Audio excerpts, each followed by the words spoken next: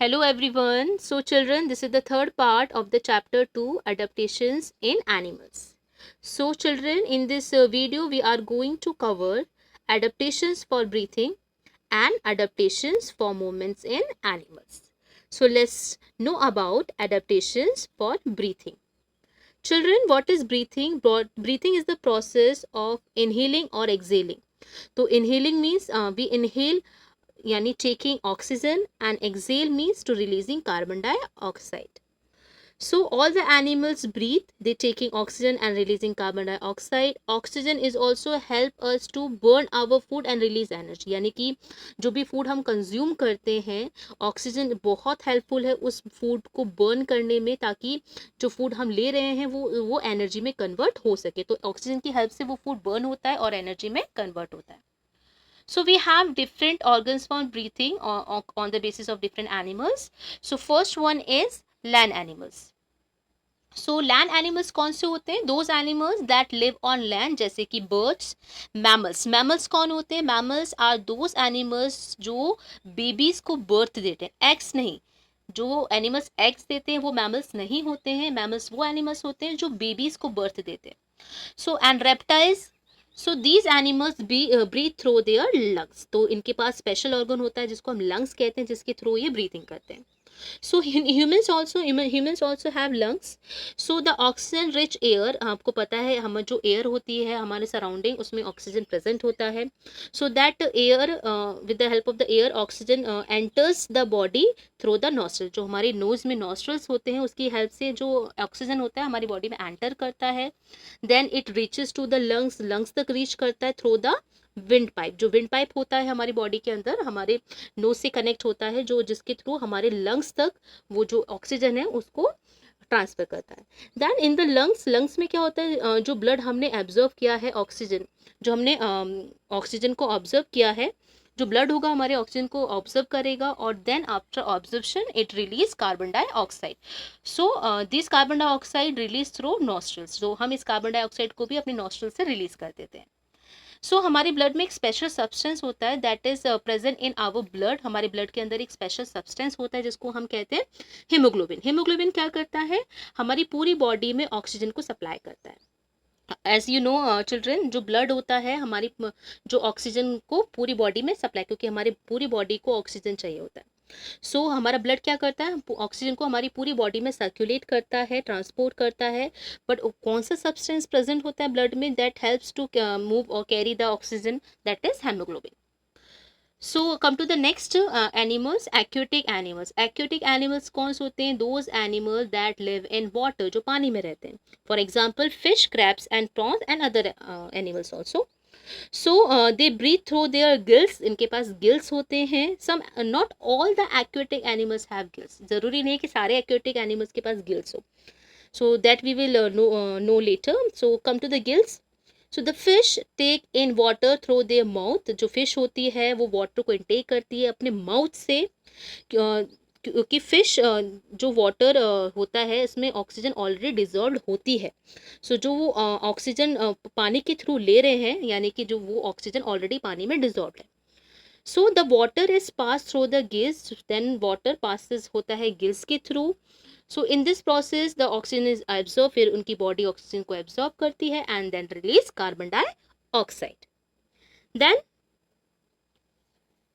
Amphibians. Amphibians are those animal जो पानी में भी रहते हैं और लैंड पे भी रहते हैं, यानी कि उनके पास ऐसे स्पेशल फीचर्स होते हैं जो उनको लैंड पे भी सर्वाइव कर सकते हैं वो लोग, और पानी में भी सर्वाइव कर सकते हैं. Like for example frocks.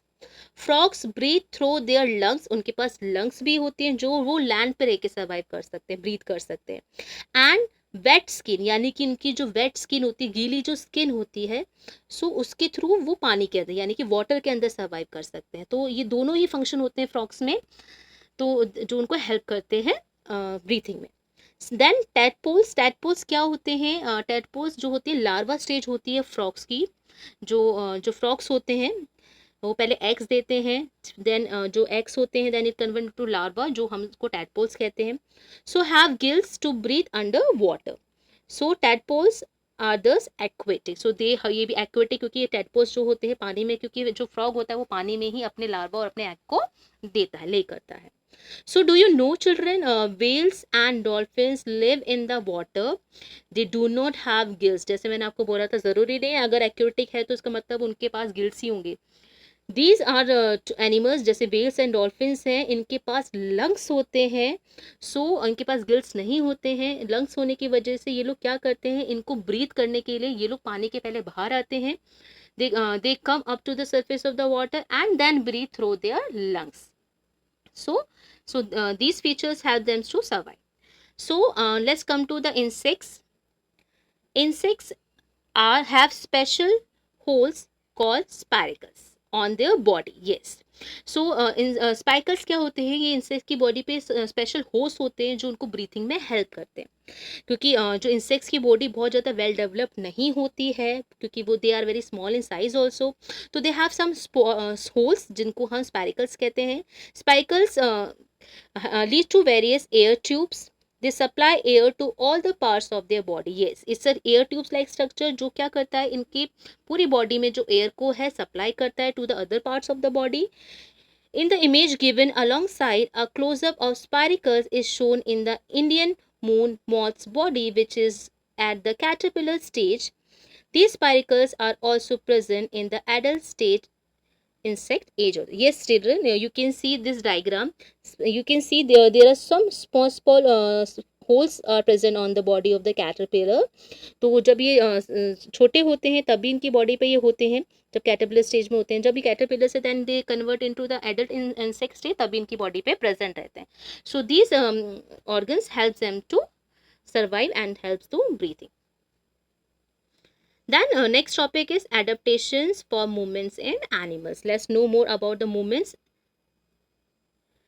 So different animals have different types of organs for their movement. Yes, सब mostly animals के different organs होते हैं जो उनको movement पे help करते हैं. So let's study about them one by one. So first one is land animals. So land animals have limbs. So most of the animals that live on the land have 4 limbs. यानी कि उनके 4 limbs होते हैं. So the 2 limbs in the front are called forelimbs. जो आगे के limbs होते हैं, यानी limbs कह सकते हैं हम पैर, जो आगे के पैर होते हैं उनको हम front limbs यानी forelimbs कहते हैं. And the 2 limbs जो उनकी बैक साइड पे होते हैं उनको हम hind limbs कहते हैं. So human beings have highly developed limbs. जो हम humans होते हैं हमारे limbs काफ़ी highly developed होते हैं. अब इसमें हमारे 4 limbs जो हैं वो हमारे hands होते हैं और जो hind limbs होते हैं वो हमारे legs होते हैं. So we use hind limbs to walk, run and etc. जो हमारे 4 limbs होते हैं वो hold करने के लिए ऑब्जेक्ट में काम आ जाते हैं और जो hind limbs होते हैं वो walk और running के लिए काम आते हैं. और हमारी जो limbs की एक्टिविटी हम लोग जानते हैं क्या क्या हम कर सकते हैं. So horses, lions, cows, etc. use all their limbs to walk and run. जो horses होते हैं, lions होते हैं, cow होते हैं, ये अपने limbs को mostly walk और running के लिए ही use करते हैं, walking and running. So kangaroo have longer and stronger hind limbs. इनके जो कंगारू होते हैं उसके जो limbs होते हैं, जो hind limbs होते हैं यानी कि जो पीछे वाले limbs होते हैं, पीछे वाले जो पैर होते हैं वो mostly comparatively 4 limbs से ज़्यादा बड़े और stronger होते हैं, जो उनको hopping में काम आते हैं. hopping क्या होते हैं, यानी कूदने में काम आते हैं.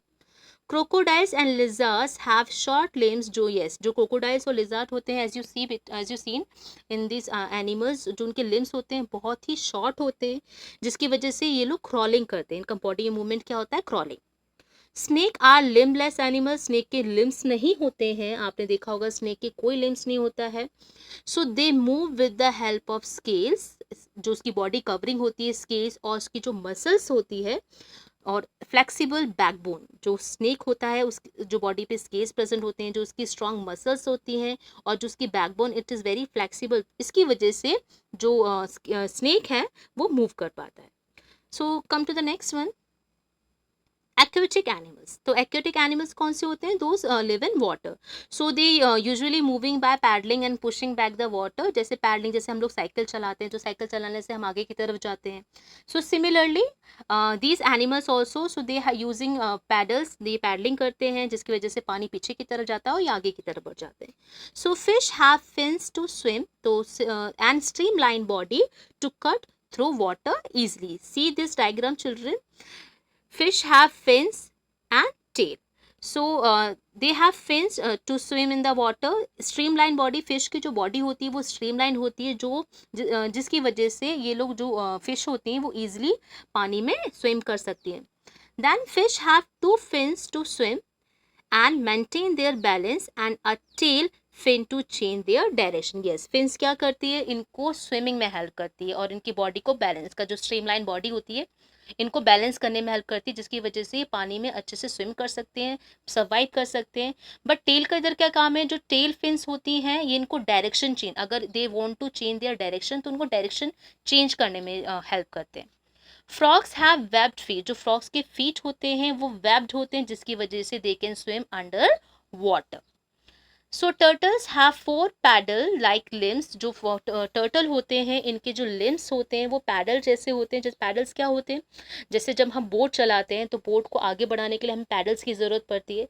Similarly turtles have flippers, turtles के पास फ्लिपर्स होते हैं जो जिसको हम पैडल्स भी कहते हैं, मतलब पैडल्स लाइक फ्लिपर्स होते हैं, लिम्स होते हैं जो उनको हेल्प करते हैं to swim in the water. So these paddles are called flippers, these limbs are called flippers. Then we have aerial animals. Aerial animals कौन से होते हैं, birds. Birds have wings to fly in the air. As we know children, birds जो अपने wings को use करके fly कर सकती है in the air. The wings are actually, जो wings होते हैं actually are the 4 limbs of the birds. जो wings होते हैं वो actually 4 limbs होते हैं birds के.